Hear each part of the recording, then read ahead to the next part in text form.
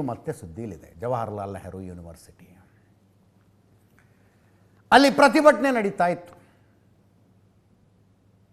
ನೆನ್ನೆ ನ್ಯೂಸ್ ಅವರಲ್ಲಿ ಹೇಳಿದೆ ನಾನು, ಶರ್ಜಿಲ್ ಇಮಾಮ್ ಮತ್ತು ಉಮರ್ ಖಾಲಿದ್ಗೆ ಸುಪ್ರೀಂ ಕೋರ್ಟ್ ಜಾಮೀನು ನಿರಾಕರಿಸಿತು ಅಂತ. ಜಾಮೀನು ನಿರಾಕರಿಸಿದ್ದರ ವಿರುದ್ಧ ಪ್ರತಿಭಟನೆ ನಡೀತಾ ಇತ್ತು ಇವತ್ತು, ನಿನ್ನೆ ರಾತ್ರಿ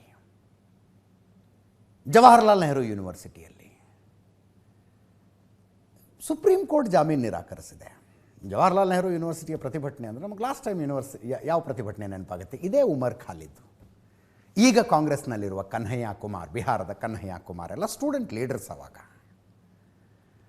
ಅಲ್ಲಿ ಅಫ್ಜಲ್ ಗುರುಗೆ ಶ್ರದ್ಧಾಂಜಲಿ ಸಭೆಯನ್ನು ಏರ್ಪಡಿಸಲಾಗಿತ್ತು.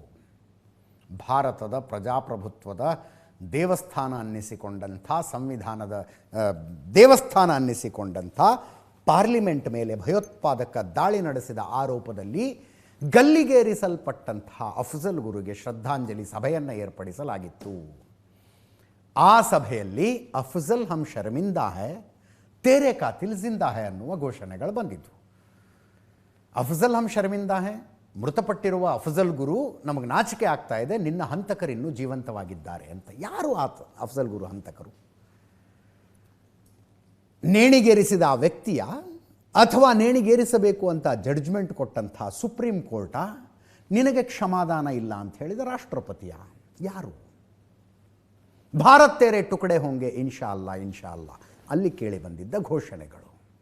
ಆ ಮೂಲಕ JNU ಅಂತಾರಾಷ್ಟ್ರೀಯ ಮಟ್ಟದಲ್ಲಿ ಚರ್ಚೆ ಆಗೋ ಹಾಗಾಗಿತ್ತು. ಕೆಲವು ಬೃಹಸ್ಪತಿಗಳು ಅದನ್ನು ವಾಕ್ ಸ್ವಾತಂತ್ರ್ಯ ಅಂತ ಕರೆದಿದ್ರು. ಹೀಗೆ ಘೋಷಣೆ ಕೂಗುವುದನ್ನು ಈ ದೇಶದ ಸಂವಿಧಾನ ಕೊಟ್ಟಿರುವ ವಾಕ್ ಸ್ವಾತಂತ್ರ್ಯ ಅಂತ ಕರೆದಿದ್ರು. ನೆನ್ನೆಯ ಪ್ರತಿಭಟನೆ,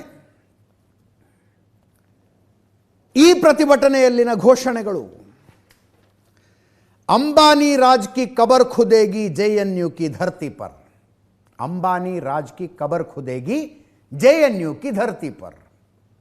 ಏನಿದರ ಅರ್ಥ? ಅಂಬಾನಿ ನಿನ್ನ ಸಾಮ್ರಾಜ್ಯದ ಸಮಾಧಿ JNU ನೆಲದ ಮೇಲೆ ಆಗುತ್ತೆ. ಅಂಬಾನಿ ನಿನ್ನ ಸಾಮ್ರಾಜ್ಯದ ಸಮಾಧಿ.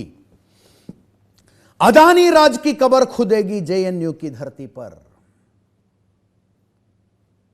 ಅದಾನಿ ನಿನ್ನ ಸಾಮ್ರಾಜ್ಯದ ಸಮಾಧಿ JNU ಮಣ್ಣಿನಲ್ಲಾಗತ್ತೆ. ಆಯ್ತಪ್ಪ, ಇದನ್ನು ಕ್ಯಾಪಿಟಲಿಸಂ ವಿರುದ್ಧದ ಪ್ರತಿಭಟನೆ ಅನ್ನೋಣ. ಕ್ಯಾಪಿಟಲಿಸಂ ವಿರುದ್ಧ, ಬಂಡವಾಳಶಾಹಿಗಳ ವಿರುದ್ಧ ಪ್ರತಿಭಟನೆ ಅಂತ ಅನ್ನೋಣ ಇದಕ್ಕೆ. ಮೋದಿ ಶಾ ಕಿ ಕಬರ್ ಖುದೇಗಿ JNU ಕಿ ಧರ್ತಿ ಪರ್ ಅಂತೆ. ಪ್ರಧಾನಿ ನರೇಂದ್ರ ಮೋದಿ ಮತ್ತು ಗೃಹ ಸಚಿವ ಅಮಿತ್ ಶಾ ಅವರ ಸಮಾಧಿ ಕೂಡ JNUನ ನೆಲದಲ್ಲಾಗತ್ತೆ. SFI ಅಂತ ಬರೆದುಕೊಂಡಿದ್ದ ತಮಟೆಗಳನ್ನು ಹಿಡ್ಕೊಂಡು, ತಮಟೆಗಳನ್ನು ಬಾರಿಸ್ತಾ ಮಧ್ಯದಲ್ಲಿ ಬೆಂಕಿ ಹಾಕಿಕೊಂಡು JNUನಲ್ಲಿ ಕೂಗಲಾದ ಘೋಷಣೆಗಳಿವು. ಮೋದಿ ಶಾಕಿ ಕಬರ್ ಖುದೇಗಿ JNU ಕಿ ಧರ್ತಿ ಪರ್, ಬಿಜೆಪಿ RSS ABVP ಕಿ ಖಬರ್ ಖುದೇಗಿ JNU ಕಿ ಧರ್ತಿ ಪರ್ ಅಂತ ಕೇಳಿಸ್ಕೊಳ್ಳಿ. ಅಲ್ಲಿನ ರಕ್ಷಣೆಯ ಜವಾಬ್ದಾರಿಯನ್ನು ಹೊತ್ತುಕೊಂಡಂಥ ಮುಖ್ಯ ಭದ್ರತಾ ಅಧಿಕಾರಿ ಪೊಲೀಸ್ ಕಂಪ್ಲೇಂಟ್ ಕೊಟ್ಟಿದ್ದಾರೆ. ಪ್ರಜಾಪ್ರಭುತ್ವದ ಭಿನ್ನಾಭಿಪ್ರಾಯ ಅಲ್ಲ ಇದು, ಡೆಮೊಕ್ರೆಟಿಕ್ ಡಿಸಗ್ರಿಮೆಂಟ್ಸ್ ಅಲ್ಲ, ಉದ್ದೇಶಪೂರ್ವಕ ಗೂಂಡಾಗಿರಿ.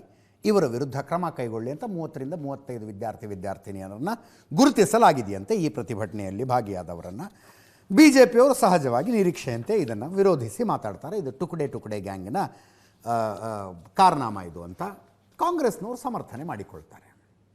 ಕಾಂಗ್ರೆಸ್ನಿಂದ ಉದಿತ್ ರಾಜ್ ಮಾತಾಡಿದ್ರು, ಘೋಷಣೆಗಳನ್ನು ಯಥಾವತ್ತಾಗಿ ತಗೋಬೇಡಿ ಅಂತ, ಯಥಾವತ್ತಾಗಿ ತಗೋಬೇಡಿ ಘೋಷಣೆಗಳನ್ನು ಅಂತ. BJPಯ ಕಡೆಯಿಂದ ಶಹಜಾದ್ ಪೂನಾವಾಲಾ BJP ವಕ್ತಾರರು ಮಾತಾಡಿದ್ರು, ಕಾಂಗ್ರೆಸ್ ಕಡೆಯಿಂದ ಉದಿತ್ ರಾಜ್ ಮಾತಾಡಿದ್ದಾರೆ. ಈ ಘೋಷಣೆಗಳ ಬಗ್ಗೆ ಕೇಳಿಸ್ಕೊಳ್ಳಿ.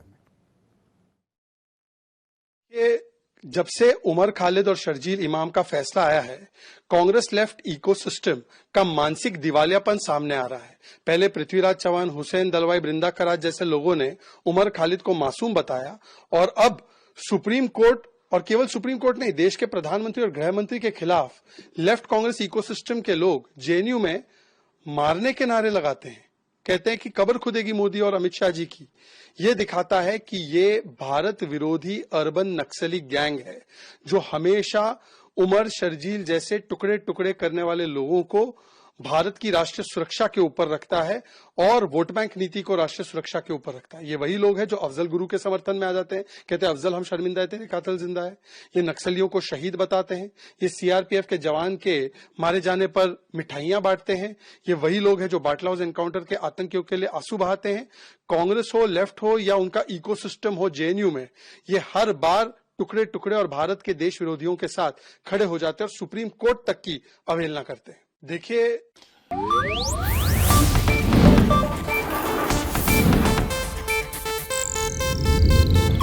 ಇದು ಏಷ್ಯಾನೆಟ್ ನ್ಯೂಸ್ ನೆಟ್ವರ್ಕ್ ಪ್ರಸ್ತುತಿ.